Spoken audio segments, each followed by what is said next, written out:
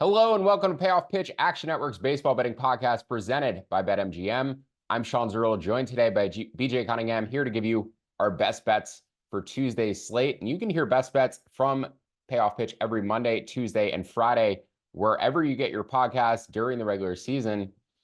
And also on Action Network's YouTube page, you can see mine and BJ's beautiful faces talking to you today, having a nice conversation about Tuesday's 16-game slate. We have an extra game today, a doubleheader, because the Cardinals and the Tigers rained out yesterday.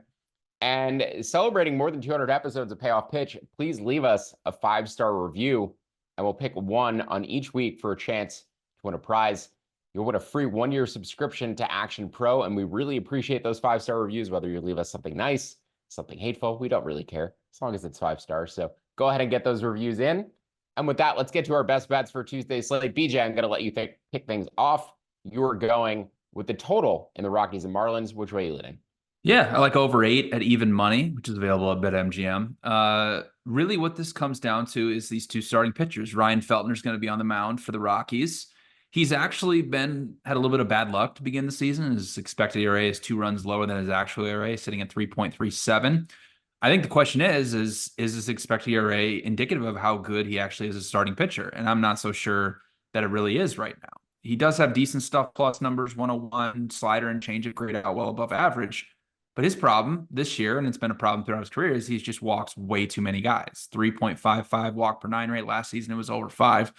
The problem with him is that, yes, he does have a good changeup and a good slider, but his fastball, it only sits about 95 miles per hour, and it's straight as an arrow. 13th percentile for induced vertical break, 23rd percentile for induced horizontal break. So when guys hit it, they hit it hard. He's allowing a 485 expected weighted on base average on balls that when hitters make contact with it. So then you look at his projections for the rest of the season, and he's projected to be more around a 5 ERA type of pitcher. So even though he is due for some positive regression, I'm not so sure that he's, going to be this 3.5 or even a 4 ERA pitcher. He's more in the 4.5 and 5 range. Sixto Sanchez will be on the mound for the Marlins. He's back after, essentially a very, very long layoff due to injury. A lot of shoulder injuries, a lot of ones that kept him out for, essentially 4 years. When in 2020, he was like the future of the Marlins rotation. He was amazing. He was pumping 99-mile-an-hour fastballs with regularity. He was, throwing these insane sliders. Well, now after all these injuries, he's coming back. He's only got 95 miles per hour on his fastball. His stuff plus has taken a really, really big decline. It's only at 95 right now. He mainly has pitched out of the bullpen this year. He came into the starting rotation last week. He faced the Braves, and he got shelled. He couldn't make it through 3 innings. And so, with that decreased velocity, he's not getting as many swings and misses. So he's just been struggling more and more to find what his arsenal actually looks like and how he is going to be a pitcher without having this, insane velocity and movement like he did in 2020. So, and then you look at both these bullpens. They've been bad this season. They're both bottom 10 in xFIP. They both have ERAs over 5. So projected a little over 9 runs for this game. So I think the total's too low, and I like over 8 runs at even money. Sixto hasn't gone more than 2 2/3 innings or faced more than 13 batters this season. His strikeout total is sitting at 3.5 plus money to the under. Yeah. He hasn't passed 3 strikeouts this season. Do we really think he goes much deeper than 2 2/3 innings today? Maybe 3 innings, maybe 3.5 innings. Maybe. That under 3.5 strikeouts at plus money is a bit interesting. I'd need to dig into the strikeout rates for his opponent today, the Rockies, who I'd imagine are not particularly great at avoiding strikeouts, but they're woeful against left-handed pitching. They're a little bit better against righties. Let's see their strikeout rate real quick against right-handed starters, because we have the ability to do that using the lovely tools over at Fangraphs, which BJ uses every day, which I use every single day, and I could not do what I do without the support of Fangraphs. So if you don't have a Fangraphs subscription, please go over and support them. They're like $5 for the entire year, and it removes all of the ads, and they need your support. But the Rockies this season, 81 WRC plus against righties, which is 28th, but also like 27th in strikeout rate against right-handed pitching. Yeah. So not super interested, I guess, given the splits, but I don't really know how deep Sixto goes into this game, and books are refusing to hang an out prop for him. They have one up for Feltner. I guess I should say I like Feltner a little bit more than you do. Strikeout minus walk rate up this year. The strikeout rate is up 5%. So I do see the growth in the profile. Just think he needs to get out of Colorado. Yeah. Like any other organization other than Colorado, I think his fortunes would be a little bit better. My best bet for today, the New York Yankees in both halves, up to about -120 for the full game, -130 for the first 5 innings. Nestor Cortez has regrown into an upper echelon starter. He had a down year last year, dealt with a number of injuries. You see the fall off is expected indicators last year by about a half a run across the board. But he has a lower walk rate this year. He has a career best 3.5% walk rate in the territory of where the elite starters finished last season. The George Kirby's, the Zach Eflins, like the league leaders finished in that territory last season. I'm not sure if he's going to carry that walk rate over the rest of the year, but seeing it have relative to career average is pretty impressive. And I think he fits very comfortable within his projected range of outcomes for the rest of the season, about a 3.8 to a 415 FIP projection. He's carried a 386 FIP this year. He had a 363 FIP, expected FIP in 2022. So I think that sub 4 range is where Nestor fits into. A lot of projections have him above 4. I'd probably knock him down lower than 4 again. Dean Kramer had a velo drop in his last start, but regardless, he kind of projects a half run worse than Cortez. And the full game stuff really comes down to the Orioles bullpen. Craig Kimbrell got hurt 2 days ago, left the game with the trainer. Seems like he's dealing with an oblique injury. Yennier Cano and Danny Kalum both pitched yesterday. Have both pitched back-to-back days and have both pitched 3 times in 5 days. So the Orioles have Keegan Aiken, who's been their best long reliever to go 2 innings. Strikeout minus walk rate near 30%, but then behind him, it is pure long relievers and guys with 4+ ERA projections, and the Yankees should have a pretty substantial bullpen advantage aside from the innings where Aiken is throwing. So projected the Yankees -140 for the first 5 innings with Cortez -130 for the full game. I set up to -130 and -121 respectively.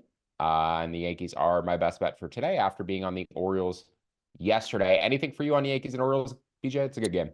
I don't. It is a great game. We're going to move on to our Fade the Public section. Can you watch the White Sox in Iowa? Is this a team that you're blacked out from? No, this is fun. The White Sox are the only team that's actually on a network that we can watch here in Iowa. The Brewers, the Twins, the Royals, the Cardinals, and the Cubs are all on those own specific networks that you have to pay a separate subscription for. So all of those are blacked out here in Iowa, except for the lovely White Sox. So I probably will get to maybe watch this game. That's terrible news, honestly. Yeah. Like if there It's was the worst, it's literally the worst state blacked to out watch from, baseball. Yeah, it it's would the be worst the White state to watch Sox. baseball. So they're, going to be the Fade the Public team probably every day going forward, I would imagine. The betting percentages were 99% against them yesterday. They kept it close and competitive, ended up losing 3-2 late. I needed that game to get to extras to have the over 7 potentially pusher, even cash. But in terms of Tuesday's matchup, I really like the Twins on the first 5 money line. I projected this closer to -170. And Simeon Woods Richardson is a guy I've had my eye on for a while, former Mets farmhand, traded for Marcus Stroman. Then the Jays traded him which deal was that they flipped him in? The Barrios trade or no? Yeah, the Jose Barrios trade. So he's been traded for 2, former all-star pitchers already at this point in his career, but he's young. He doesn't have a great fastball, but he has good command and he has 2 good breaking balls. And I think that could be enough, especially because his changeup was his best pitch last season. So if he rediscovers that changeup and then can throw that at least to complement the fastball, plus have the 2 good breaking balls, the slider and the curve, I think he could be a pretty effective starter. So I like Simeon Woods Richardson. Interesting profile. Doesn't have the big fastball like you see from Pablo Lopez or even Joe Ryan, the way he likes to throw it up in the zone. Not that Joe Ryan's fastball grades out particularly well, but just a bit of a different archetype relative to the Twins' other pitchers. But it's more so a fade of Mike Soroka. And Soroka this year has just been abysmal. 17 walks, 13 strikeouts in his sample. He has a 6.83 ERA, but a 7.26 expected ERA. So it's a very similar situation to how we described James Paxton yesterday when Jim and I talked about him. Except James Paxton is able to maintain a ERA like sub 3 with all of those same expected indicators, whereas Soroka is actually pitching as poorly as you would expect. So I like Woods Richardson probably as much or more than the market. I like Soroka less so than the market. So Twins first 5 -170. That's how I'd play this matchup. And you could bet that up to about -155. BJ, anything for you on Twins and White Sox? Woods Richardson under 4.5 strikeouts is a little tempting here. You look at it, he's had 6-5 in his first 2 starts, 6 against the White Sox, obviously. But if you look at where he's projected for the season, he's more around a 7.5 K per 9 rate type of pitcher. So a projection would probably be closer to around 4.1, and our Action Labs projections have him at 3.6, which I think is maybe a little tad low. But even the White Sox, they're not horrible, like in terms of strikeout rate against right-handed pitching. Like they're way closer to the MLB average than they are towards the bottom. It's like 23, 24%, somewhere around there. So, the number is getting a little juicy now. It was -110. Now we're getting down to -140. That would probably be the cutoff right there. But, for a guy like, Woods Richardson, who is getting obviously better, but the stuff plus numbers are still not anywhere near the MLB average. Maybe it's just a tad high at 4.5. Faced the White Sox's last start, struck out 6, but not getting a lot of like whiffs in the zone, more so getting chases below the zone, getting guys to, chase those breaking balls. So seeing a team for a second time in a second consecutive start, maybe they lay off those breaking balls a little bit and, don't strike out as much. But yeah, it's tough to bet the under 4.5 when the White Sox just struck out 6 times in 5 innings against them. Let's move on to our favorite underdogs of the day. And you're going with your favorite team as your favorite underdog, Boston Red Sox +120. Yeah, I like the Red Sox +120. Cooper Criswell been actually a pretty good starting pitcher so far. He was in the bullpen for about 10 appearances last year, and it really didn't go well. But he doesn't have any velocity, but his 3 pitches are actually really good. His sinker, sweeper, and changeup, stuff plus rating on his sinker is 120. The reason for that is because it has 19.5 inches of horizontal break. It's more like a 2-seam fastball, obviously, but he's been utilizing that very well to throw into lefties and in swinging 2 seams to lefties and then in on righties, obviously, as well. If you look from the start of 2023, the Giants against sinkers, they've seen the most of them of any team in Major League Baseball. They're bottom 10 in expected weighted on base average against those, and they're pretty average against sliders as well, or sweepers, excuse me. Logan Webb is interesting right now. He's kind of a negative regression candidate, 2.33 ERA, 4.28 expected ERA. But the strikeout rate has really, really declined since the second half of last season. First half, before the All-Star break, he had a strikeout rate of a K per 9 rate of 9.07. Since that point, he's around 6.5. So he's somebody that's very reliant on getting ground balls to be successful with his sinker, his changeup, and his sweeper being his main 3 pitches. His changeup is the pitch that he utilizes most down in the zone, a sweeper as well, to a lesser extent. But that changeup down in the zone is where he gets a lot of those ground balls. And this season, if you look at the expected weighted on base average on it, it's 100 points higher than the actual weighted on base average that he's allowing on it. So he's been a little lucky with that. He utilizes his sinker up in the zone a little bit. The Red Sox have the 4th lowest ground ball rate against right-handed pitching. So they get the ball in the air. I think it's a decent matchup for them. You look at the bullpens for both of these teams, they're pretty even. The Red Sox have a better xFIP, but you look at like a lot of pitch modeling metrics, they're about even in terms of stuff plus and pitching plus. So I had the Red Sox projected at +101. So I believe in Criswell, and I think there's some decent value on him at +120. Webb throughout his career has had a lower strikeout minus walk rate and a lower or a worse expected FIP on the road than at home by about a half a run pretty consistently across his career. So, there's some home road stuff with Webb as well, on top of the fact that, I noticed in the pitch modeling metrics and the expected ERA last night, 4.28 expected ERA for Webb, 2.33 actual. He's been phenomenal. He's pitched phenomenally, and I bet on him a few times, and he's limiting hard contact so much, getting so many weak ground balls. You're like, this guy is the Cy Young. But then you look at the metrics and you're like 12.4% strikeout minus walk rate. Strikeout rate is down 5%. Like what's going on? So I haven't moved him yet. I haven't downgraded him yet. Maybe I should have. And that's probably potentially why you are betting on the Red Sox here. I also like Criswell too.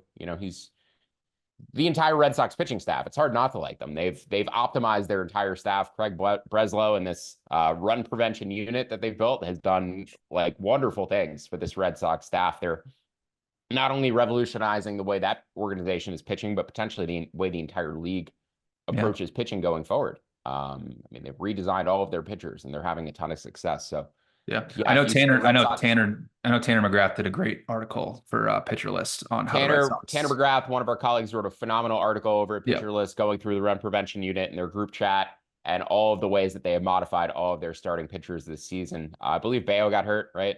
Yep. And Pivetta got hurt, but they just keep finding guys. And yeah, they've really optimized their entire staff. They've stopped throwing fastballs. They've gone heavy with the cutters and the sliders and the changeups, and it has worked quite effectively. Velocity not as important as movement for the Red Sox right now. My favorite underdog of the day, the Mariners, but particularly the first 5 money line at even money. We know what Luis Castillo is. He's a known commodity, but he is showing a career low walk rate, 4.8% this season. So I'd like to see Castillo doing some things he hasn't done before. It more so is about a fade of Reynaldo Lopez, who has a 2.62 expected ERA and a sub-1 actual ERA. But if you dig deeper into the profile, he's had to pull back on his velocity, switching from the bullpen to the rotation. That's not a surprise. And as a result, his stuff plus is down significantly. He was at a 125 stuff plus last season as a reliever. It's at 97 this year. His fastball velocity is down from 98 to 95. His slider velocity is down from 88 to 84. And there tends to be a barrier at 85 miles an hour. Once your breaking ball dips below that, either sliders or curveballs, there is a drop off at effectiveness below 85. So makes complete sense that the stuff plus numbers have declined significantly. His strikeout minus walk rate, his expected FIP, both line up with where he was last season as a reliever, which is kind of odd because the pitch modeling metrics have tumbled so significantly. But he's not that 2.6 expected ERA pitcher. He's more of a 3.7 or a 4, projected type pitcher going forward. So don't see improvements from Reynaldo as a starter. If anything, I see reasons why he might decline relative to his effectiveness as a reliever. And maybe he's, able to add and subtract as he needs to and manage his role throughout the game. It's not like he's coming into a starting pitching role for the first time. This is something he did earlier in his career before shifting to the bullpen. But yes, do not think he's anywhere near that 2.6 expected ERA. Expect him to pitch closer to 3.7 or 4 moving forward. So the Mariners first side, my favorite underdog. If I got plus 120 or so for the full game, I would bet that as well. But even money for the first 5 innings for me. Anything for you on Mariners and Braves, BJ?